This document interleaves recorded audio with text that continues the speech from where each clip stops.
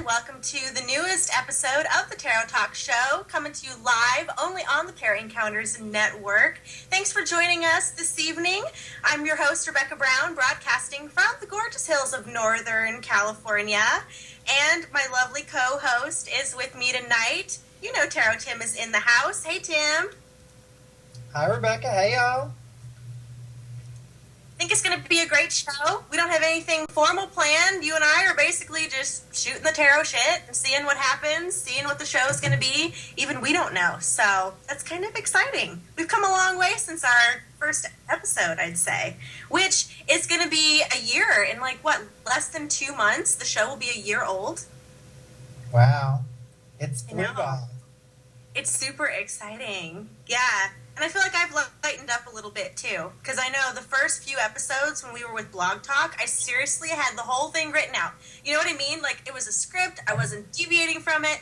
And here I am, almost a year later. I don't got a plan. It's just whatever comes up. We'll keep it loose, see what the show wants to be. So this is good. This is a very good thing. So, yeah, I'm excited. It's just you and me tonight. We'll have some fun. Oh, yeah. It's always fun when we get together. That's right. Well, if you haven't done so already, you can like our Facebook page, facebook.com, The Tarot Talk Show. Tweet us on the Twitter, @The Tarot Talk Show. And be sure to visit the official show website, thetarottalk.com, to access all of our archived shows, get the latest on our upcoming shows, and access guest bios and more. So, be sure to hop on over there to check it out. We had a great show last week with our very special guest, Gina Thies. She was here talking about relationships and the tarot. She's not only a tarot reader, but she's a relationship expert, and she was a lot of fun. So, I'm going to have that show up and running on the website. You can also check out our YouTube channel and access all of our Pair Encounters Network shows there. So, that's good. Yeah.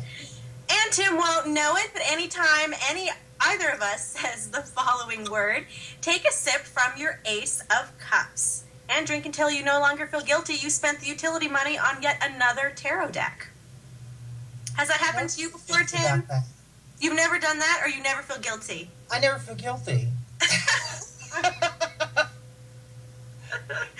I have to say, I've never spent the utility money on another tarot deck. However, I have run up the credit card, which is probably even worse. You know what I'm saying? So, and I haven't felt guilty either. It must be, I don't know what it is. Yeah. Wow, it's all right. Speaking of decks, did you get anything in the mail? Anything new? I haven't checked my mail in a couple of days. I did, however, pick up a new little tarot kit. It's it's called Easy Tarot. It's the Gilded Tarot by the fabulous Marchetti. So yeah. Marchetti. I love him. I met him at the Reader Studio maybe 3 years ago up in New York. Such a nice man. He's just wonderful. Yeah. Yeah, so his decks just scream to me, so I've got like 3 of them now. His art is so beautiful, and it's interesting to see how his art has evolved since his first deck, because the Gilded was his first, right? I think so. I think so, yeah. And in comparison to his artwork now and the amazing things he's doing now, it's interesting to see how it's evolved even for him as he's kind of gone on this journey. His art is very different, and it's just evolved, and it's gorgeous, but he's such a nice man. Yeah, I really enjoy him. Well, I got a new deck in the mail that I'm excited about. Well, I didn't get it in the mail. I shouldn't say that, but I bought a new deck. Same thing, right? And because it was my birthday, a couple weeks ago, Thanks, I know. I'm 30 now. I'm the big 3-0. So anyway, I bought the Phantasmagoric Theater Tarot, and found it at this metaphysical bookstore, and it was just staring me in the face. It's really cool. It's cartoony whimsy, but with kind of a twisted, eclectic bent to it. It's almost like if the Mad Hatter had decided to come up with the tarot deck, it's kind of like that. It's not quite as dark as what's his name? The guy who does, I'm just drawing a blank, Edward Scissorhands and Frankenweenie. What's the guy's name? Do you know who I'm talking about? Oh, yeah. Right there. I want to say Edward Gorey, but that's not right. I don't know. Anyways, it kind of is like his Tim Burton. Tim Burton. Yeah, it's got the kind of kooky bent to it, but not quite as dark. But I'm really enjoying this deck. It's a lot of fun, and I really love the sun card. I don't know if you can see this, but it has like this, the big old sun looking down on these 12 houses, and they're each marked with the astrological house symbols. Like, it's just funky and really, really cool. So I'm having fun with it. And I don't know if you've noticed, but I think that as a reader, I feel like you're starting to evolve when you can get a new tarot deck and you feel comfortable reading with it, like right out of the box. You know what I mean? And then you not only that, but you see new things by using new decks that you wouldn't have maybe noticed if you stayed in your comfort zone by just working exclusively with whatever deck you started off on. I think that's kind of when you know that you got this. You're evolving and you got it. Yeah, Rebecca used to, when she lived in Dover, she had started a tarot group, and we've continued on after she left. She's always there in spirit, but we were doing the strength card, and for some reason I took like 8 decks with me last night. And I laid out all the strength cards, and it's so interesting because different decks seem to be at a different point in the journey with the strength. Uh-huh. And it was like you could see exactly that. You could see how it was moving. And I think it's the same way in general when you read, because, you start off and you're fresh-faced and you're innocent, and everything means what the book says it means. Mm-hmm. And what your teacher says it means. And then all of a sudden it's like, well, no, that doesn't mean that at all in this reading. It means this. I think when you have confidence to go off script, that's when you really know that you're there. Exactly. Yeah. And I think that, as a beginning tarot reader, I was terrified to leave my Morgan Greer behind. And the Morgan Greer tarot is basically a clone of the Rider-Waite. Like, it's very basic. There's not a whole lot. I don't know if I would say that's subject to interpretation, but it's just very basic. Like, it's just very, you know what I mean? Like, very traditional, basic tarot. And so I remember being terrified of that, but it was, I think, it's been a great thing to slowly evolve as a reader to the point where you're reading whatever deck. It doesn't matter. Like, give me any deck, I can read it to develop, that confidence. And I think that it's important to really get out of that comfort zone, because then you can see the tarot with fresh eyes, even. Because there's times when I wish I was a beginner tarot reader again, just because you see the tarot with fresh eyes and you really see things in it, and it's very, like, the readings are organic, and then when you learn those meanings, in a way, it's hard to, like, push past that, and because you get into that rut. And so reading with new decks, I think, really helps kind of get over that slump. You know what I mean? Yeah, yep. Slump or reader's block or whatever the stasis is after you've been working with a certain one deck, however many years. But that being said, I feel like people who are starting out, I do feel like it's important to find one deck that you really resonate with, and to really learn it, to really learn the symbolism, know it like the back of your hand, to really, build that foundation, and then you can push past it. So. Yeah, and it's really, I think, for very, very beginners, it's easier to pick one of the basic decks that has the traditional symbolisms, because if you pick one of the out there, decks, like some of these decks, people like they were on acid, and even I know the tarots, but still, if you looked at it and you were new, it'd be like, what is this? Mm-hmm. I take classes every few years. I'll go and take a tarot class with some other reader just because it's a different perspective. Right. Mm-hmm. And, I don't want to get in my rut. Right. The chair has to keep moving. I don't want to be out of balance and just keep going in those circles in my own junk. Right. No, I agree. And I think that, for a lot of readers, that's pretty typical. You get in that slump, that rut, where you're just looking at the cards and you're just like, I got nothing. Like, it's all just wah, wah, wah. Yeah, I mean, I've been there. Yeah. And I think it's nice, like you said, to interact with other readers for inspiration, to, utilize new tools, new decks, learn something new. Mm-hmm. Yeah, Yeah. I actually just signed up. It's not a reading tarot class, but I just signed up for a 3 week, well, it's 1 day for 3 weeks, of the art and history of the tarot from Helena Dominic. Yes. We Because love it's Helena good. around here. Yeah, Helena's show is also archived on thetarottalk.com. We had interviewed her, or I interviewed her, not you because you were sleeping and you missed the show. But anyway, I interviewed her when we were in Blog Talk. We need to have her back on here. She's really neat. But anyway, yeah. So she's teaching art in the tarot. Yeah, and, you know, I don't know a lot of the history as far as the artwork and, I mean, I know the history of like the Rider-Waite, the Pamela Coleman, because she was just, you can look at her picture and she was just fabulous, but the paintings aren't necessarily dynamic for that. But yeah, I think delving in deep with anything you have passion about always enhances what you know. Sure. Yeah. So I wanted to go.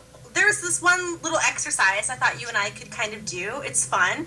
I thought if we could just go through the whole deck and then like card by card and then it's just first word that comes to mind. It's almost like 78 cards in 78 seconds, and I think that this exercise is interesting.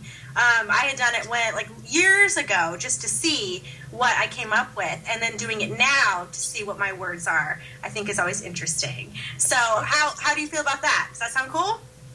I'm up for it.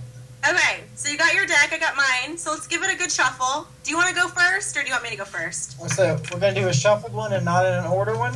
Cool. Right. We're just going to shuffle it because it's going to be like totally random, Totally random. We'll see what comes up. And then, yeah, first word that comes to mind here.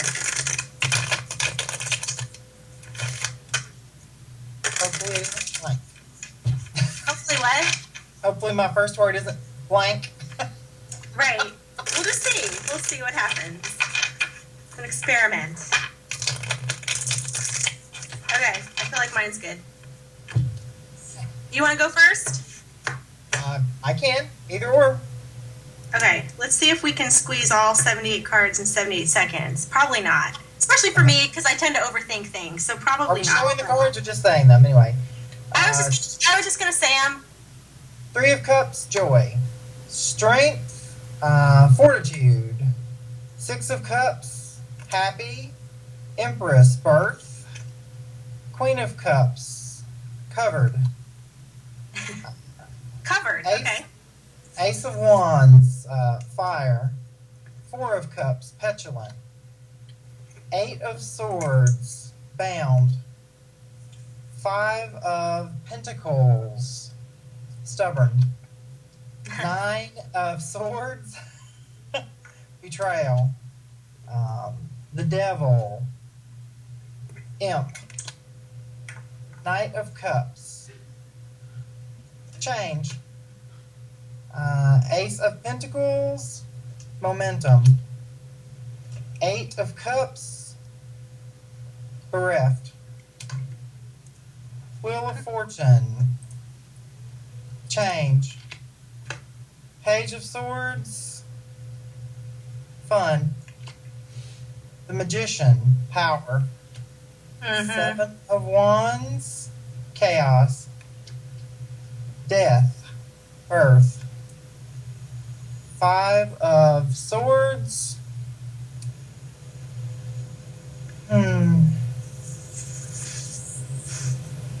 That one's not playing right.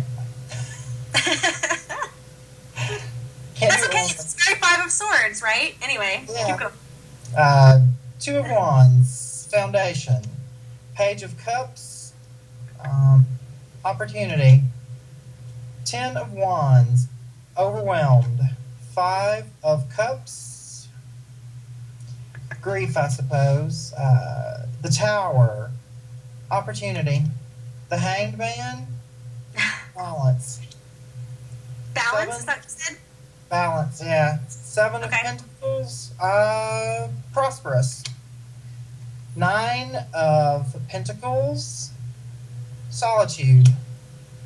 6 of Pentacles, gift. 2 of Swords, choice. Queen of Swords, unbending. The Yeah. Star, magic. King of Pentacles, good. The Fool, bliss. One of Swords, choice. King of Swords, closed. The Moon, psychic. The High Priestess, magic. The Emperor, power.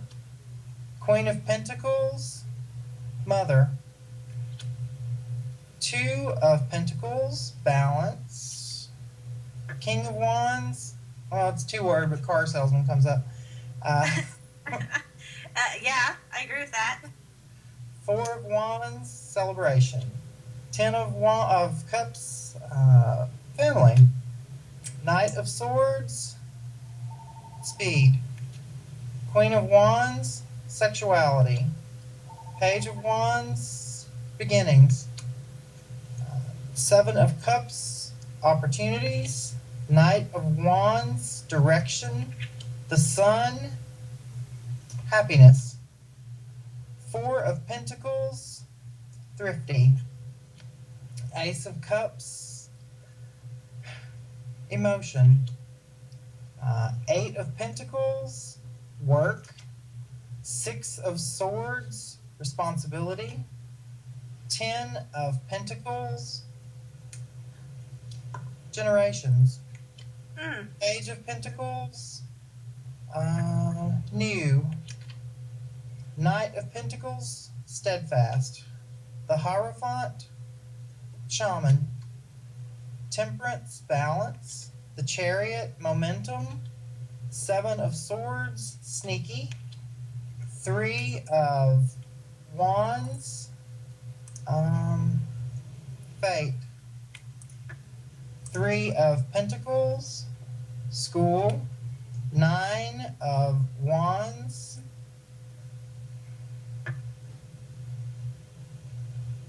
stagnant.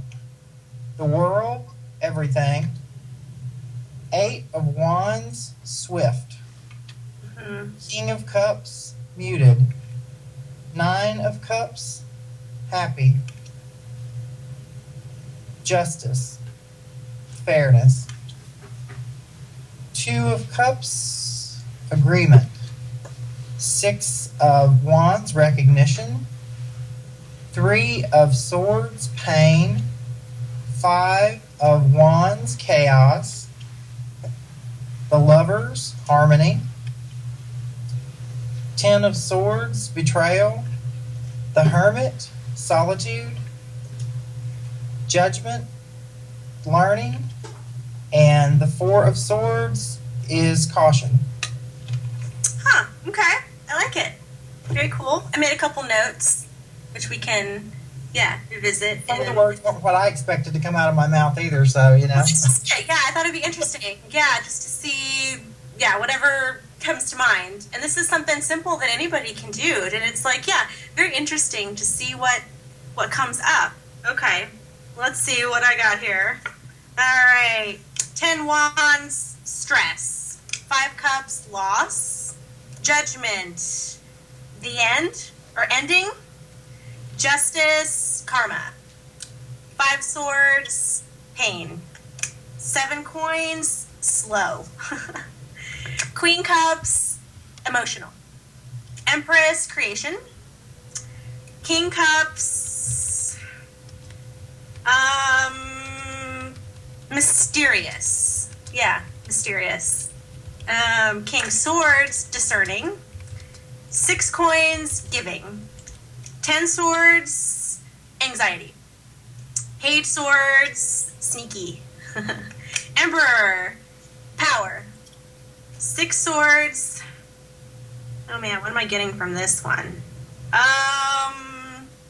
Leaving. Yeah, I guess it would be a verb, leaving.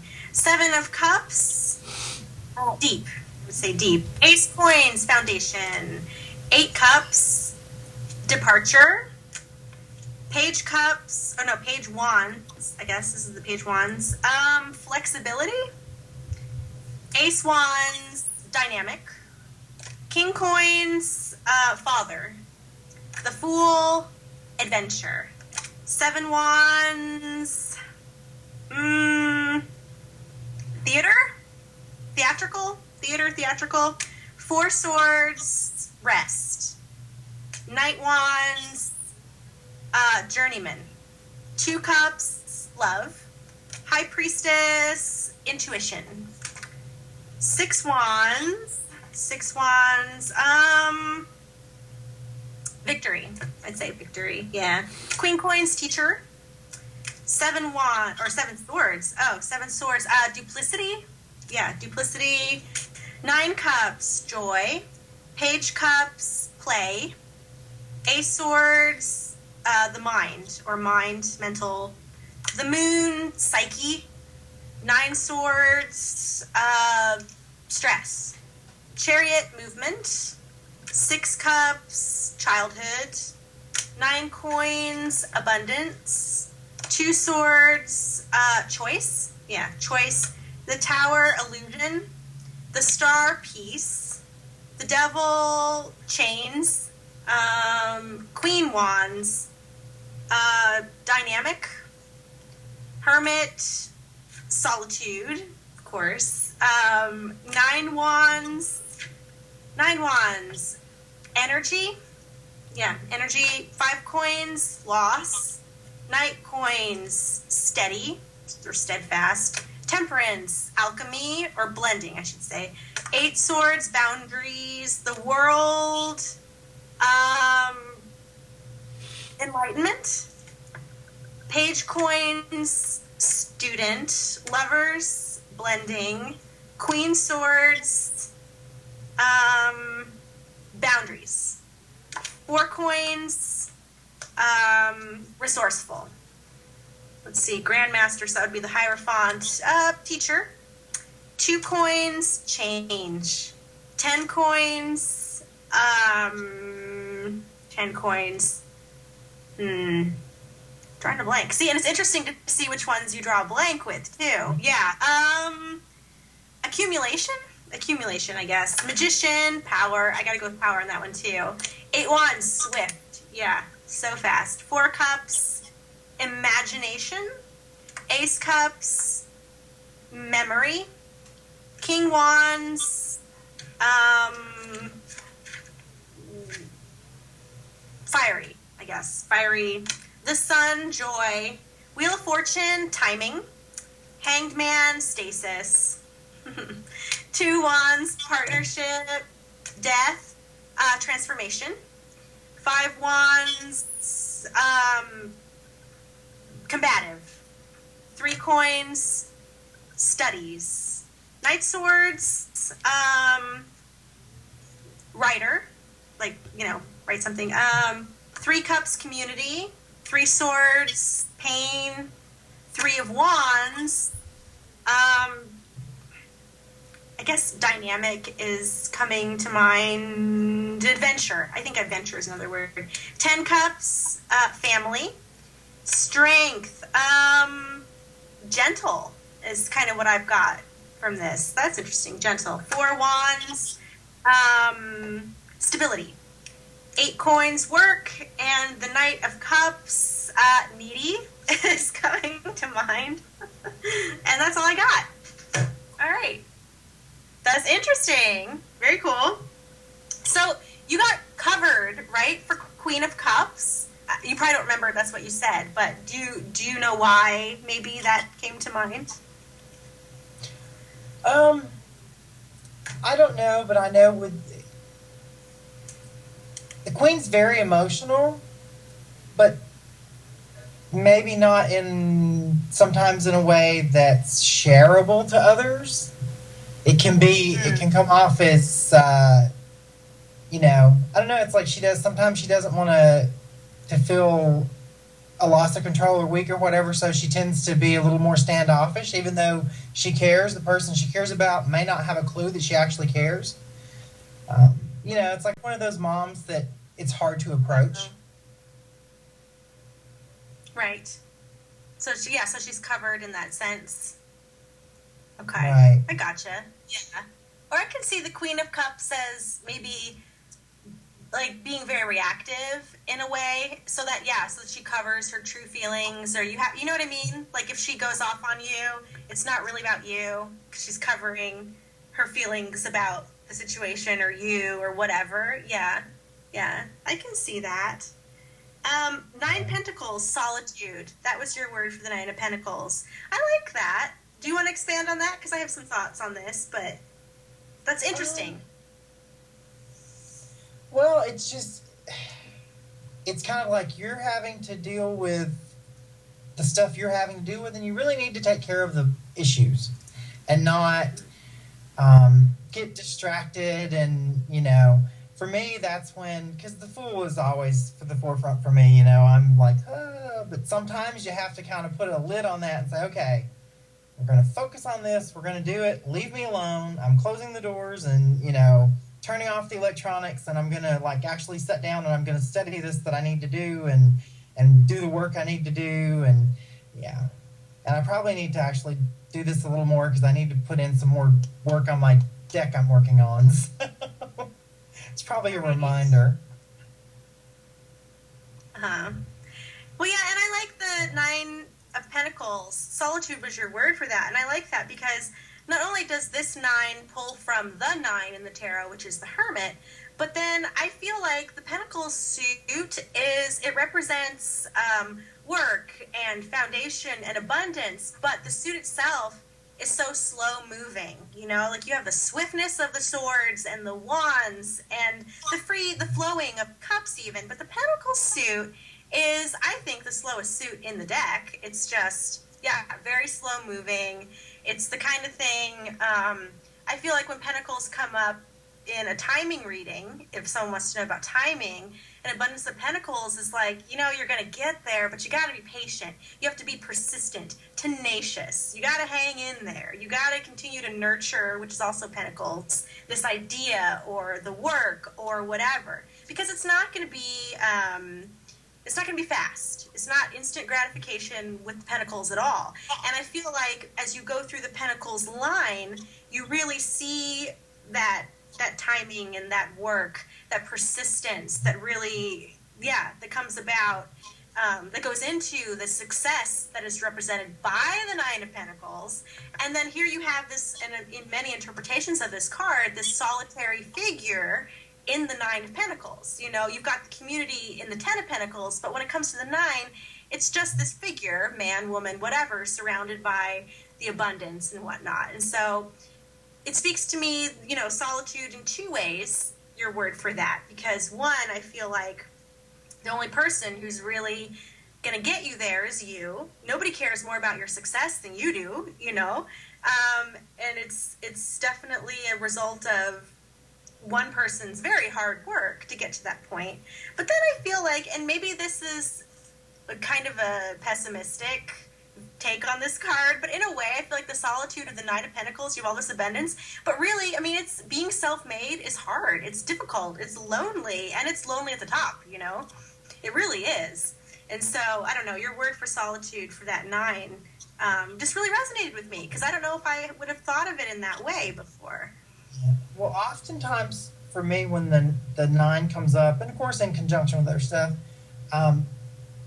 it really is when the person's been focused and working hard and doing all this stuff. And oftentimes it's like, I'm like, okay, you need to get outside in your garden and put your hands in the dirt and be alone with your thoughts and de-stress. And, this is like the sign that you need to take a little time for you. Mm-hmm. To do the things that make you happy. Right. Prosperity and happiness are 2 different things. And if you can get both together, that's wonderful, but you need to keep the happy on while you're getting that work done. It's like, the dwarves were all hi-ho, they liked going to work. So that's really, sometimes you have to take a step back to get back into that space. Oh, I totally agree. Yeah, and I think that's where, the soul kind of comes in. And when I say that, what I mean is I feel like if you're going to be successful at anything, you have to have, soul into it. You know what I mean? Like, you have to really, yeah, like, give to it that piece of yourself, or it ain't gonna work. You know what I mean? Like, for example, I think somebody asked me the other day if I was musical or whatever, and I used to play the piano, and they asked me if I was any good, and I said, well, not really, because I didn't like it. You know what I mean? And I feel like, yeah, the Nine of Pentacles also has solitary, but it has that, like, soulful element to it. And then taking the time off to really nurture that soulful place is, yeah, contributes to the prosperity of that card. Yeah, absolutely. Well, really, it's that core that we're always talking about in every show. It comes from the core. The Pentacle suit is, you know, definitely pulls from that core. The Ace of Pentacles, I think, is one of the cores in the tarot, and it pulls from, you know, the sun and that element. So, absolutely. Have we talked about what your core is, Tim? Like, you and I, have we ever discussed our cores? I can't remember. If we did, it must have been a long time ago. Oh, yeah. Oh, so we're back to the one word for it, huh? Yeah, well, and if you're just now tuning in and you haven't seen our previous shows, the one question that I like to lead off each show with our guests is by asking them in one word, what do you feel lies at your core as a tarot reader? Because I feel like that's very revealing of the guest, but then also what I think to look for in a reader, and what people who are in this field for the right reasons, like, where this really comes from. Anyway, so Tim, I don't know if we've discussed your core or my core. I don't know, but we should discuss it, right? The funny thing is, because I have always said that my core, what I'm here to do is to, I'm here to illuminate. Okay, I show you things that may be in the shadows that you may not see. The funny thing is, while I was waiting for the call tonight, I have got like 15,000 Post-its all over the place in stacks and piles and stuff, and I decided to go through those, and it actually, which is laying right here on top, found where I had written down illuminate and the definition, which is to make understandable and clarify. There So you go. apparently that was supposed to come up tonight. Yeah, that's funny. Yeah. So that's your core then. Yeah. And yourself? You know, I have thought about this, especially because we ask this question all the time of our guests. I kind of feel like mine is beauty, and not in a superficial sense, but I feel like my core is beauty in the sense that when something is true, when it's pure, it's beautiful. And I kind of feel like part of my role, I think, as a reader is to really help people get to the truth. And so, and when they find that, the truth, whatever it is, it doesn't have to be, you know, like perfect, but when they get to that place, then they see that there is, that they are beautiful, that their situation is beautiful, the cosmic design and all of it. Like, it's just, yeah. So I would say, yeah, beauty in the sense that truth is beauty and beauty is truth. That poem, right? Yeah. And that's all you need to know. Yeah. And I think that's what my core is, I think, is bringing people around to the beauty that's in their lives that comes from having a true life, living your truth, whatever it is. And the funny thing is, my other note that's laying here says... No. What? No. This is a subtle truth. Whatever you love, you are. Mm-hmm. Yeah. I thought you were going to... Yeah, I was just like, no, it's going to resonate with what we said. Yeah, that's funny. Mm-hmm. And we can flip this around. When I think of you, if I was going to put a one word to you and what I see, what you do with the tarot,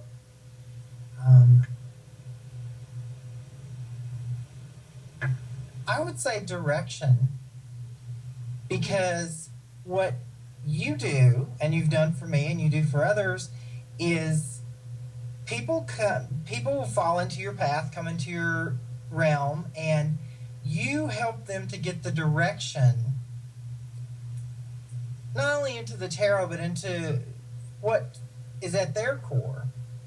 So it's definitely, people fall into your life for a lot of reasons, and I think if you look back on yours, I'm sure you've helped a lot of people get there. I hope so. Probably helped other people get there more than you've helped yourself, actually. I would agree with that. Yeah, I call it the bridge in a way. Like in many ways, I feel like I'm the bridge, if that makes sense. Like I'm just, I'm just, well, the bridge. I can't think of another word for it. Like even with the show, I feel like yes, it's my show, it's your show, but it's more about like the people we have on. Even does that make sense? Like it's like I'm just the bridge. I'm just the host in a way. Like I'm really, yeah. The cosmic extension cord. Exactly. Yeah, that's kind of how I feel. Yeah, and that's like my role. I get that. Right. Yeah. What was I gonna say? Kind of thought I lost it. Yeah, and to flip it over, I think to you. Let's see. I have to think. What's one word? I think with you. You know, I feel like I don't know. Easy is coming to mind, or comfortable in a way, because I feel like for you, that's a piece of, or approachable. Maybe that's it. Because I feel like with you and your teaching and your readings, like you're just very approachable, and so I feel like in a way you kind of open that door for people to be comfortable to come to you with their stuff, and I think it's a great quality. Yeah, I think it's a great quality, and especially as a man in this field, because you get a lot of women tarot readers, so men are kind of, I think they're kind of rare, honestly. I know more women than men, but I chose a specific direction because I could have done the online thing, I could do the party circuit and all that, and make a whole lot more money at that. I believe the clients that I'm supposed to have, because I actually feel like I want to help somebody. It's fine if someone wants a fluff entertainment thing or whatever, but that's not really my gig. So I find that I get a lot of first-time clients, even people that are, older. I've had 60 and 70-year-old clients quite often that it's like, it's my first reading. I've always been so scared, and my readings are very practical and down to earth, and I have a lot of humor in it because spirit is hysterically funny if you just listen. And I like that people can approach me for stuff. I like that. Yes, I think that's kind of you kind of open the door for them, I think. Yeah, it's a good introduction. I run up on people all the time out in my day-to-day, wherever, and I wind up talking to them about it in the mall, at the Walmart, or wherever, and it's like, okay, how did we get on the subject of tarot and metaphysics and all this stuff in Walmart? It's very, it's very open and friendly, and approachable. Yeah, I would agree with that. Yeah, so I feel like that would be my word for you, I think. I like that word. Yeah. It makes sense. Your little Gemini self.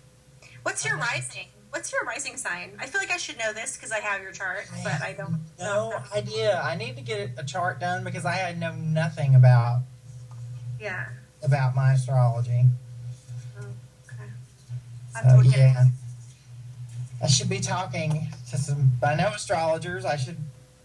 And actually, I'm sitting here and I've got 5 books on astrology sitting right beside me on the bookcase that I just never sat down and did my chart.